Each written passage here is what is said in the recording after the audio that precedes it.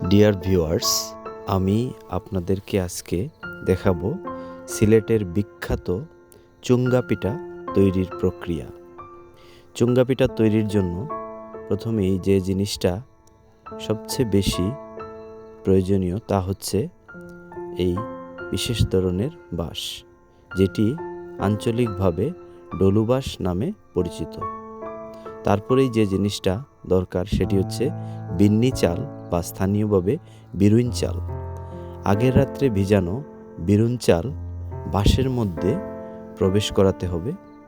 তারপর বাঁশটি ভালো করে খড় বা কলা পাতা দিয়ে সেঁটে দিতে হবে। স্ক্রিনে যে পদ্ধতিতে চাল প্রবেশ করানো হচ্ছে আপনারা এইভাবে চেষ্টা করতে পারেন। চাল দেওয়া হয়ে গেলে অল্প পরিমাণ অথবা পরিমাণ মতো পানি দিয়ে তারপর বাঁশের মুখটি খড় অথবা কলাপাতা দিয়ে বন্ধ করে দিতে হবে। প্রয়োজন বোধে আপনারা কলাপাতা ব্যবহার করতে পারেন।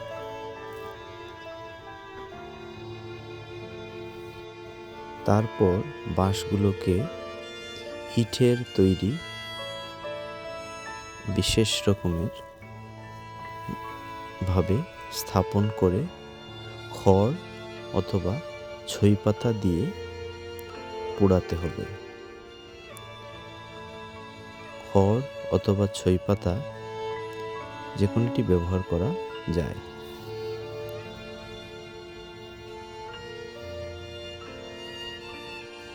পোড়ানোর সময় একটি বিষয় লক্ষ্য রাখতে হবে, যেন বাঁশের সব দিক দিয়ে সমানভাবে পোড়া হয় এবং কোনো পাশে অতিরিক্ত না পুড়ে যায়।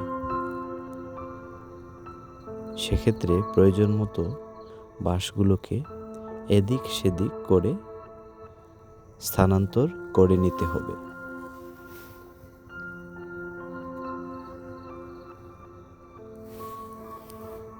এটি সিলেট অঞ্চলে অত্যন্ত বিখ্যাত এবং আদিবাসীদেরও কাছেও অত্যন্ত পরিচিত এবং জনপ্রিয়। সিলেটের কুলাউড়া অঞ্চলে এবং জকিগঞ্জ অঞ্চলে এই চুঙ্গা পিঠার প্রচলন খুব বেশি এবং এই বিশেষ ধরনের বাঁশটিও সেসব অঞ্চলে পাওয়া যায়।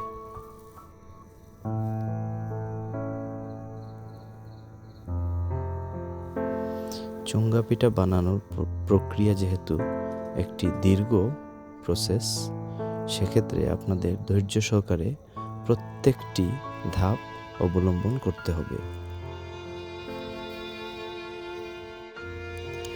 শীতের সকালে এই পিঠা মাংসের ফ্রাই, মাছের ফ্রাই অথবা যে কোনো রকমের সবজি এবং ভাজির সাথে অত্যন্ত উপাদেয়।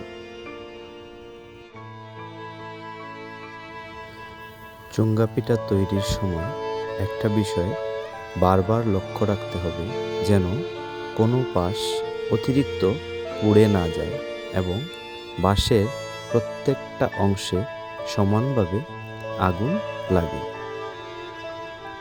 এবং পোড়ানোর সময় সাবধানতা অবলম্বন একান্ত প্রয়োজন।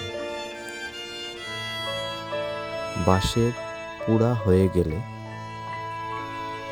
পিঠা ছড়ানোর সময় সাবধানতা অবলম্বন করতে হবে এবং বাঁশের ধারালো অংশে হাত কেটে যাওয়ার সম্ভাবনা থাকে বিদায় অতিরিক্ত সাবধানতা অবলম্বন করা দরকার।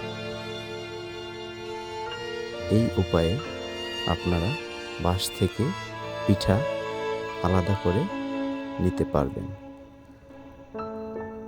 পিঠা ছড়ানো হয়ে গেলে